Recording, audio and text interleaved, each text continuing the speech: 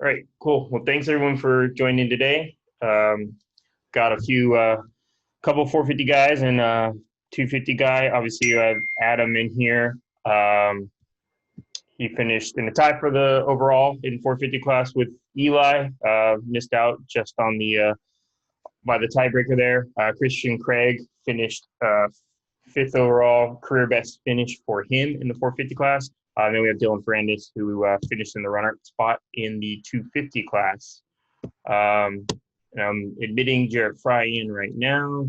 Yes. We have Jarrett Frye as well, who earned a career best finish in just his third start, his first top 10, and just his third start as a pro. Adam, we will start with you. Another solid weekend for you. You're definitely the second half of the year has gone stellar for you. Really gotten to that level that you were probably hoping to be at. Now you're leading the way in the Cowie camp. You're the one with the chance to win the title. Eli's mathematically still in it. There's still four of you mathematically, but it really looks like it's going to come down to you or Zach to a track that you won at last year in the 250 class. Track you're probably pretty familiar with, probably comfortable on. What are you thinking going in the final round, and how was the weekend in Colorado, all things considered? Yeah, well, the weekend was good. It was weird after the race. I found myself just because I kind of gave it away. I felt like I know Zach was putting in some good laps there, but I felt comfortable and unfortunately made that mistake and let the overall slip away. But it was weird to be bummed out with the second place, especially with kind of where I came into the season and where my expectations were. I was genuinely bummed out that that I didn't win and at first getting a podium. I remember my first podium at Loretta's, the second Loretta's second round. You just remember how stoked you are, right? And then now, kind of, now that I have a taste of victory, it's just like the same as it's always been. On any level throughout my career. Like once you win, that's all you want to do, and that's kind of where I'm at now. But at the same time, I felt like I rode well. Tried my best, felt good, had a really good battle there with Eli, and he was really on one, and I really didn't feel like he was that much better than me, just a couple different lines, and I think we're right in it, so encouraging. And then as far as the mindset for this weekend, it's 24 points, so it'd be very far-fetched, considering how well Zach has been riding and how consistent he's been, but I think it's important mentally to not to believe that I'm still in it. I really do. I know in this sport, trust me, I've obviously been on the other end of it. Anything can happen. So I just keep an open mind and, go out there, try to go 1-1 and hope all hell breaks loose.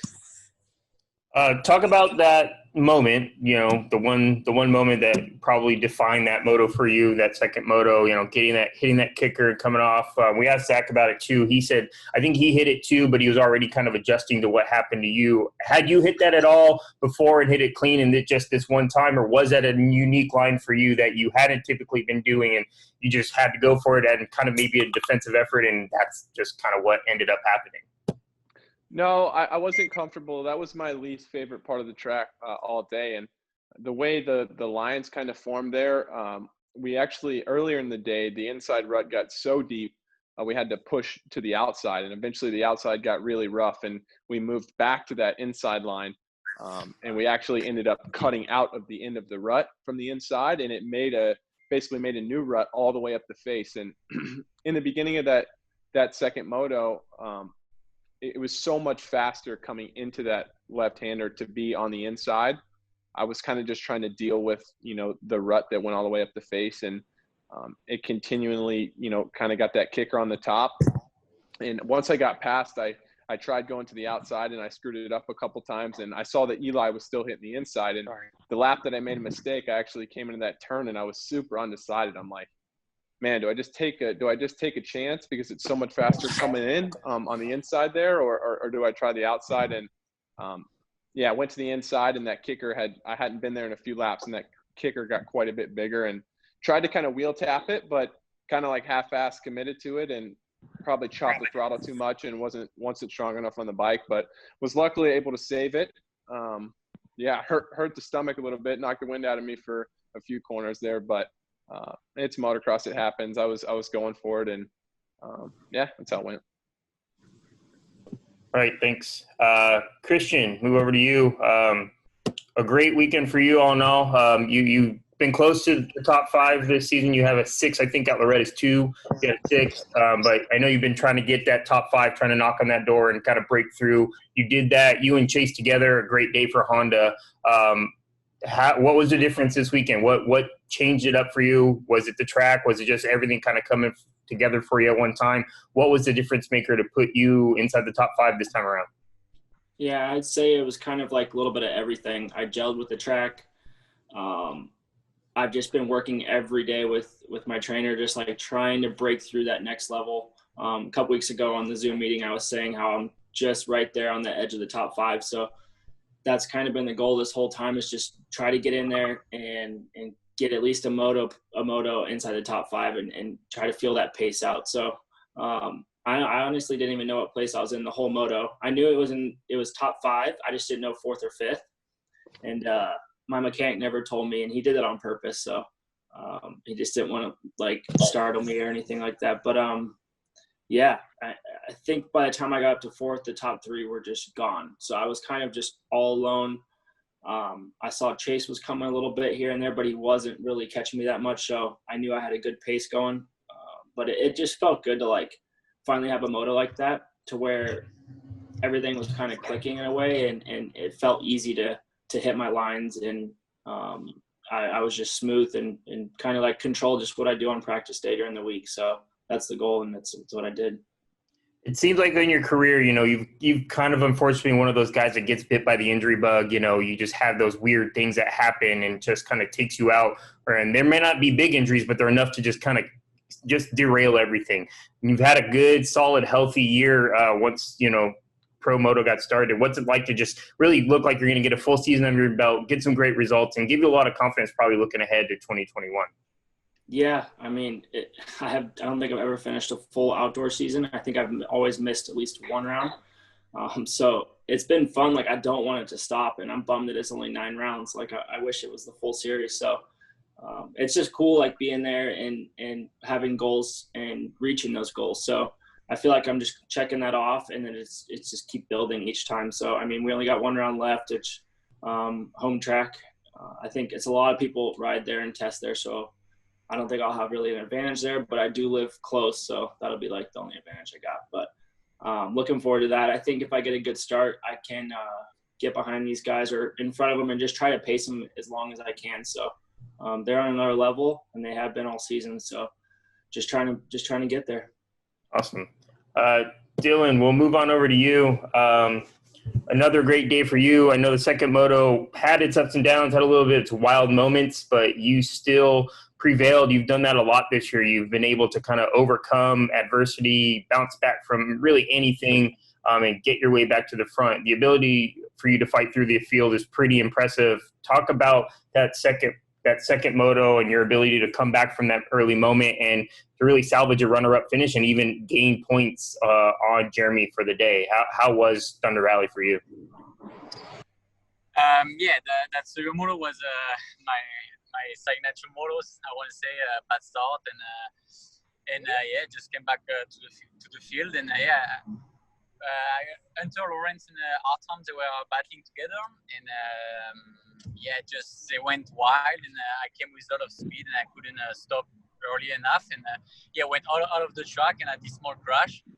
After that was just okay. We had to go back to fight and get as much point as possible for the championship. That was the only thing I was thinking about, and gave everything like always. And I think P3 Cianciarulo was good with a bad start and a crash. So I think I saved a lot of points because if I was finished 5 or worse in championship point, that would be not good, not really safe before the last round. So I was really happy about that. And one round to go. We see the pressure is already on, but we will see.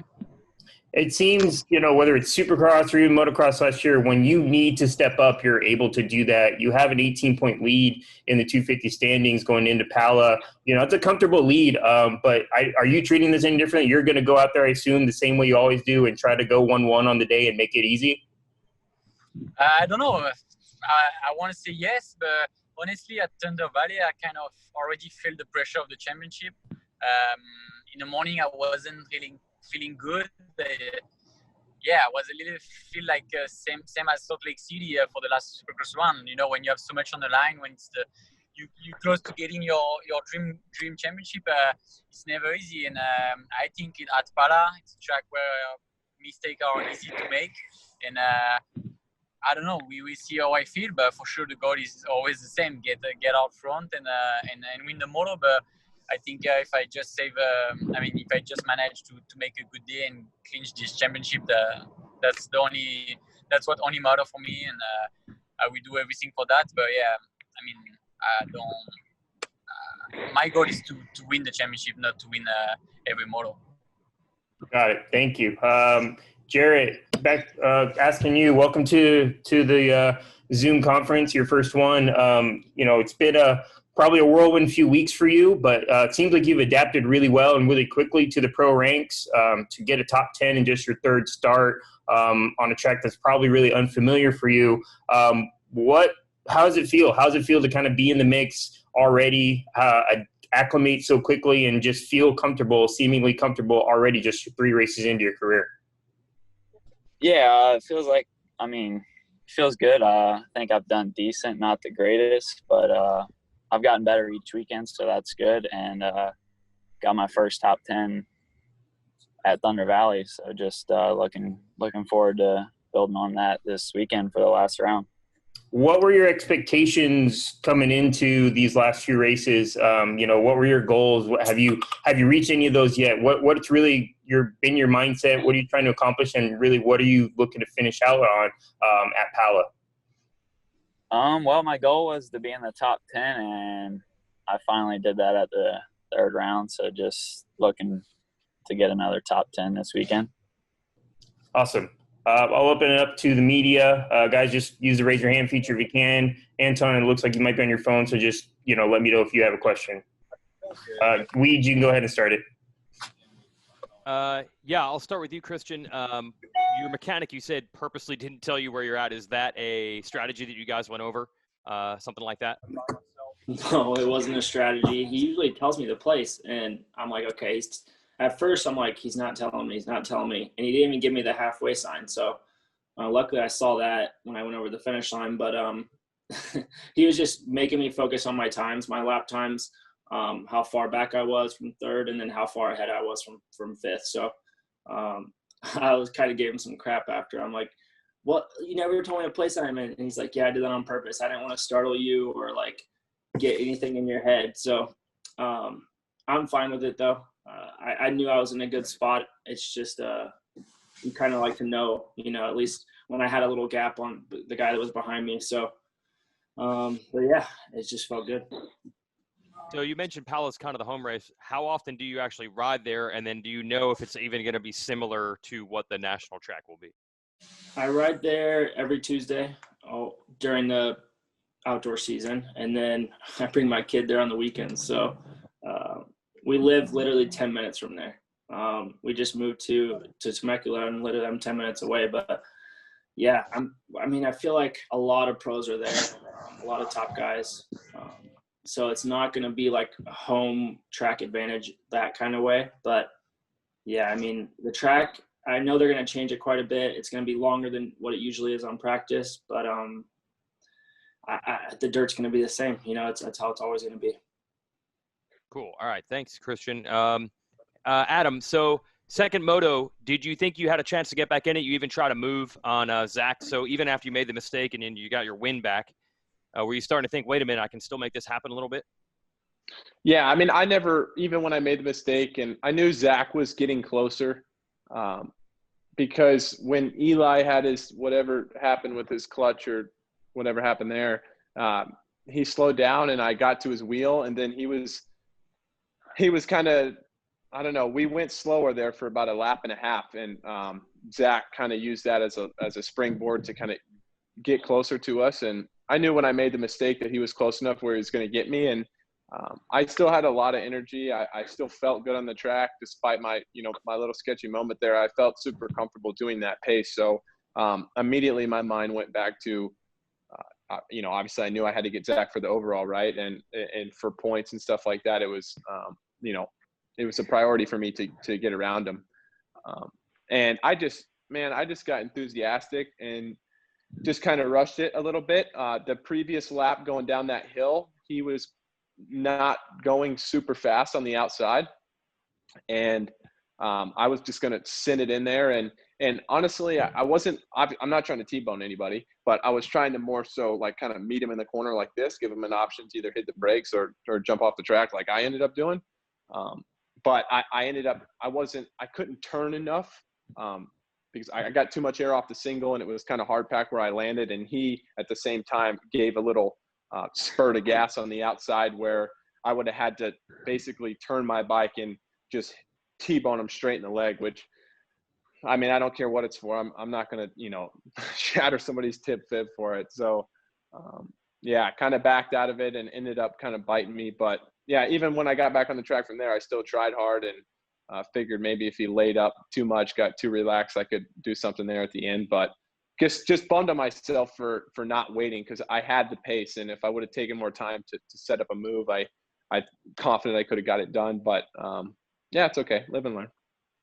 I don't feel like we've seen you like block pass or take dudes out like ever. Maybe I'm forgetting one. Do you consider that something you're even good at? Like if that situation, if you're way down to the inside and it's like a last minute 1-inch decision, I don't feel like that's something that we've seen you do a lot. Well, typically my kind of formula for winning races, I don't know if I could go back and, you know, see statistic wise, but like I get good starts. So I normally don't have to put a lot of aggressive moves on people, but man, I've been really getting kind of tossed around this season a little bit with the whole Barsha thing at Red Bud, and then Marvin getting lucky and cleaning me out on the outside. That really pissed me off. So, yeah, I mean, I'm definitely not, I've cleaned plenty of people out before, you know, even though that's not the way I like to race at all.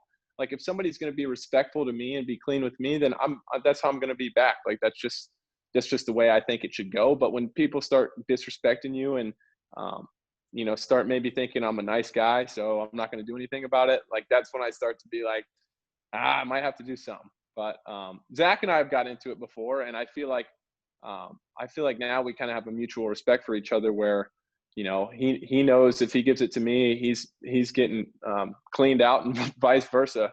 So, I mean, I wasn't trying to take the guy down. I was just trying to make an aggressive move. Okay, cool. I'll let somebody else ask some stuff. I'll come back. Thanks, guys.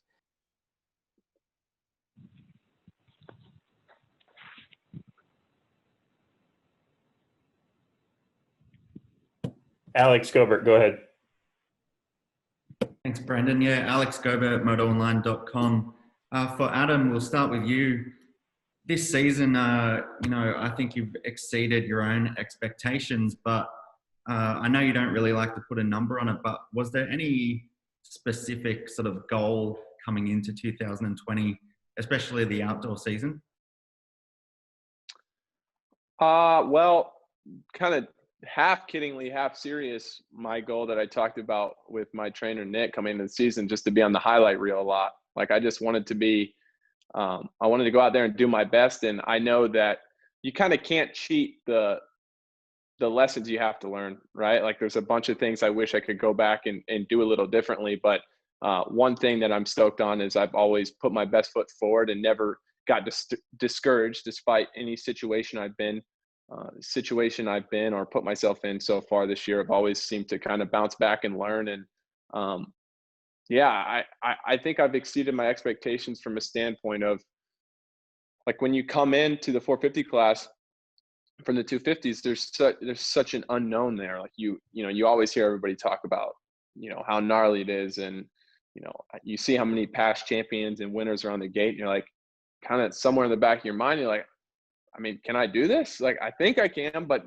you know, you haven't proved it to yourself. And what I've proven to myself this year is that I can be one of the guys, if not the guy for a long time. You know, I truly believe that. And I think it's given me so much confidence in myself and just my future in the sport and everything, you know, because you guys got to remember a few years ago, I was in a 250 class getting, you know, lucky to go 10-12 on the weekend. and here I am kind of crawled my way back to the top level of sport. And, there's still so much work to be done for me. Like there's a lot of room for improvement, but super encouraging year for me as far as, I guess my results and the speed I've shown. Down the stretch, obviously this year has been broken up into different sections. You've had a couple of injuries along the way that forced you to miss some Supercrosses, but how's it been sort of putting the full year together on the 450 now that we're at the final round of the season? How's it been looking back? Yeah, it's kind of all a blur to me, really. I mean, you're just always looking forward to the next weekend and all that, but definitely stoked I've been able to put a season together. Like you said, a couple little hiccups along the way, but that's kind of part of it, kind of a rookie deal, I guess you would say. And I mean, if you look back, it's kind of hard to find guys that made it to every race. It doesn't happen too often. So obviously that's always a good goal for me. And I've certainly raced enough to where, I'm going to use this as a springboard for next year. It's going to come up quick. So encouraging year, and just glad I've been able to string some weekends together. Thanks. And for Christian, you're a guy who's sort of been able to go back and forth between 450, 250, Supercross and Motocross. So do you have any actual preference there? Like if you had it your way, would you be 450 full time or? Yeah, I think every rider's goal is to be in the premier class, 450, but unfortunately it's just not working out in my favor this year. I did get an awesome opportunity with Honda, but rides are tough to come by. You got to be winning on the podium consistently, or just, showing good speed every week. So I'm working towards that, and I'm just fortunate to have a ride. So, yeah. And I don't think anything's been announced, but you're sorted for next year? Yeah, so I'm good for next year.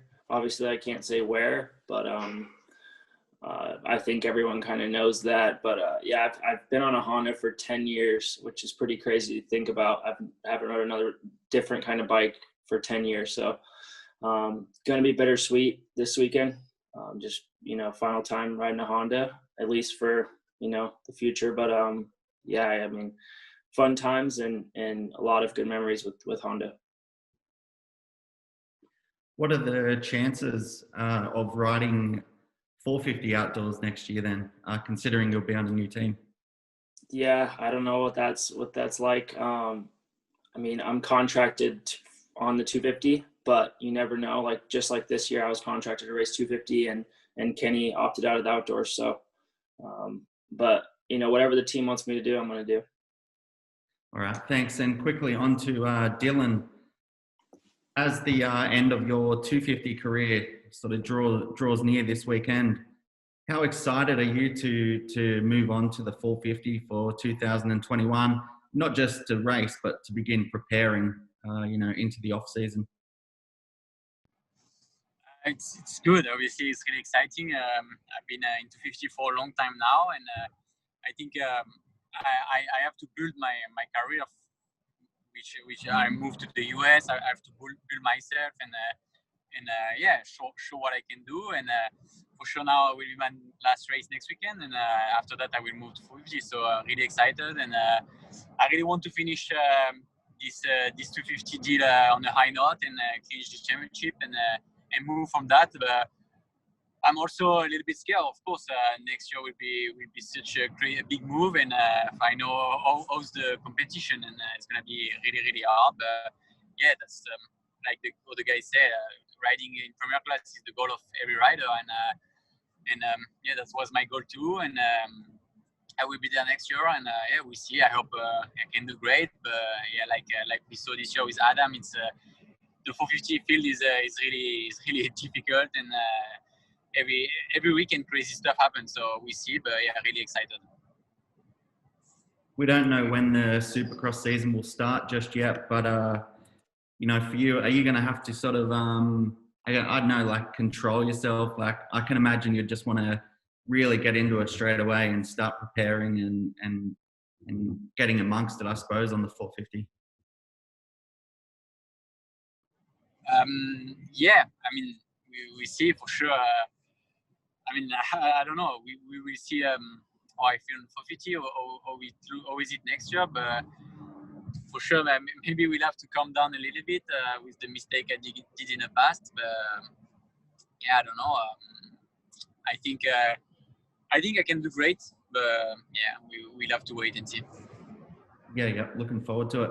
Finally, just for Jarrett Frye, how important is it to get this experience in 2020 to to be amongst the pros and just getting that the race time under your belt at this point of your career?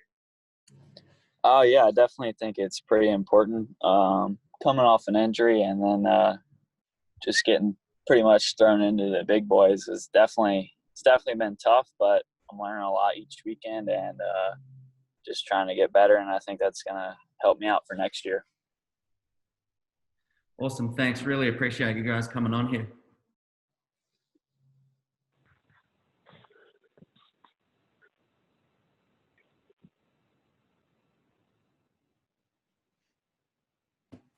Anton, go ahead. Yep. Hey guys. So I have kind of a couple questions for Christian, Dylan, and Adam. Now that Jarrett is on the press conference call, Jarrett being a new guy, 3 races into his pro career, both of you guys, or all 3 of you guys, have had extensive 250 careers. Adam, you're now in the 450 class. Dylan, you're about to move. Christian, you've still been around, but you guys are well into your 20s by now, and that's a much later age than what we've kind of come to expect of the 250 class.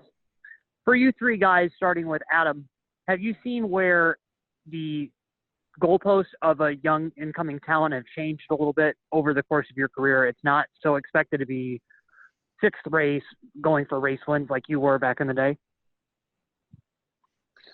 I mean, I can only speak from my perspective, but from my perspective, yeah, around the time, maybe I was, 13, 14, 15, everybody wants to be like Stu or RC and go in there at 16 and start cleaning up, and that seemed like kind of the benchmark. And now it's definitely a little bit different. I mean, my first outdoor season, man, I got my butt kicked. All year long. I think I got a podium in a moto and a few things, but yeah, I was a little guy too, but, and then I was able to do well in Supercross right away, obviously, but there's a lot of learning curves there. And I think everybody improves at their own rate. Right. So I would say, to kids coming in, just try, I mean, it's hard, but try not to compare yourself to or hold yourself to a crazy benchmark, right? Just try to get better every weekend and just be confident in your ability. But it's quite a bit different than it used to be. I think guys like Stu that came in and kind of just elevated the whole sport. It was, kind of like generational. The level is just not to discount that, but the level now of everybody, the difference between, first place and 10th place is so much smaller than it was then. It would be really hard to come in right away and just go straight to the front. All right. Dylan, for you, you're now in your mid-20s. You've been at this for a bit. Like we talked about earlier, an extensive 250 career. Do you feel like you're now fully mature and ready to go for the 450 class than maybe you would have been if you advanced 2 years ago in the MXGP series? I think Adam resumed perfectly the situation, but also I think now there is so much good rider in 450 and so less factory ride also. So that's why a lot of riders now stay in 250 to wait and get the factory ride. But for me, I think my path was a little different with riding the MXGP. Before, I think when I moved to the US, I was 21, and it was like just the beginning of the new career.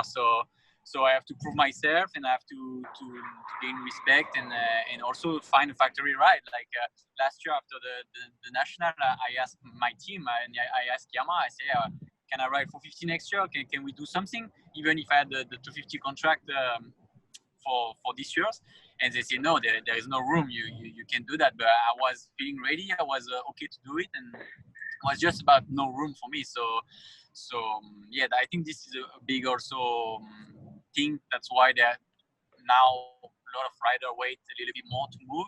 And yeah, to answer your question, I feel like, for me, it's the perfectly timing because I'm really ready. I learn a lot. I learn to win championship. I learn to fight for championship the next year. And just so much thing I learned the last 4 years is gonna help me so much in 450. And I think that's in 450. Everybody have the speed. Everybody's strong. Everybody obviously can win. But I think the experience of the high level at a high level is what is the most important. And we saw it this year with Adam. It's hard. He had the speed, but it's looked really really hard to win and get podium in 450. So I think I think I'm at the perfect timing of my career and ready to move. Okay, Christian, for you, you're still an active 250 guy, and we're going almost on to 10 years. So you've seen a lot of different iterations of the class. I mean, even back to carbureted bikes and things like that. How has it changed as far as even riding style or technology in the ways that you've seen it from your perspective as a racer? Yeah, I mean, it's a different road for me. My first year pro, I broke my back, so I missed a whole year. I didn't get to race. Then jumped in and obviously dealt with injuries, and then I stepped away from the sport for 2 years. So I kind of missed a lot of that early age racing and all that stuff. And kind of like, just a different path that a lot of riders don't take. So, I mean, I feel like I've yet to reach my ceiling with speed and confidence and just everything. Even though I'm in my late 20s, I feel like I'm only getting better still. But obviously I want to be on the 450 full time. It's just, I mean, you really got to earn it, like I said earlier. So, I mean, I'm doing my best to be in that class full time. I've actually raced 450 more than 250 before. So just yet to get that full time ride. So on that note, have you noticed how you have to kind of keep up with how kids like Austin Forkner come in and they have such a higher aggression level? Like, do you have to work harder to match that because they have so much raw kind of uncoordinated speed where they're just kind of erratic and you're the older guy in the class that knows like, hey, you can't do that forever because it will end up in you being on the ground? Yeah. And I obviously been through those times too. So you kind of just got to outsmart them. I feel like I don't have to ride that aggressive to win. I feel like I'd ride differently and smoother and more technically sound to win. So I kind of take that approach. Let the people around you make the mistakes and you take advantage of it. Cool. Adam, last question for you. You and Nick have been a huge part of each other's program for a while, and I think Nick's been very influential in calming you down and letting you see a different side of things. Also, he's a guy that appreciates motocross probably equally to you, just knowing all the history and things of that. How important has it been for you guys to work together, especially these last few weeks as you close in on the end of the season? Can you repeat that last part? You cut out a little bit. Just the very last sentence. Okay, sorry. Like, as you guys come to the end of the season, how nice has it been to work together and really hone in on your guys' program? He came to Florida last week. You're in California now. You guys are around each other quite a bit. Yeah, I mean, Nick and I have had a super close relationship for the past couple of years. I started working with him in 2016, and he was just really a guy that came to the races and helped me out. And we weren't super close, but he kind of took over, like we've talked about. He took over my whole program a couple of years ago, and I mean, him and his family are like family to me. They're some of my the closest people in my life, to be honest. And I've definitely leaned on him and that whole family for more than just dirt bike stuff. So it's cool to have a relationship like that with somebody. And generally it's hard to find somebody that you pay to help you that actually cares how you do, and goes home and thinks about it and thinks about how he can make his guy better, and thinks about bike setup and everything like that. And Nick is that rare guy that that really cares. He really cares about my well-being, as well as how I'm doing on a dirt bike. And it's so easy to respect a guy like that. And I'm the type of person where I'm pretty stubborn, And so I need somebody that I truly trust and respect if I'm going to, take, constructive criticism from. He's a guy that can pretty much tell me anything. I'm going to do it because I trust him and believe in him. And he's definitely been a huge, huge help when it comes to, moving up to this new class and, with the bike setup and everything like that. But yeah, always fun with Nick on or off the bike. Dylan, you have a similar relationship with David Villeman. How has it been, especially this year, as you guys have come together and closed out your 250 career? Because he's just as influential in your bike setup, in your diet, how much you're riding when you're riding. Yeah, it's funny because I see Nico every week in California training with, I think his kid, or I don't know, some other rider. And yes, they're pretty similar. I know DV like a lot Nico too, and I feel they have the same approach and really similar. But yeah, obviously with DV everything's working perfectly, and we had such really the last 2 years were awesome for us. I think we show that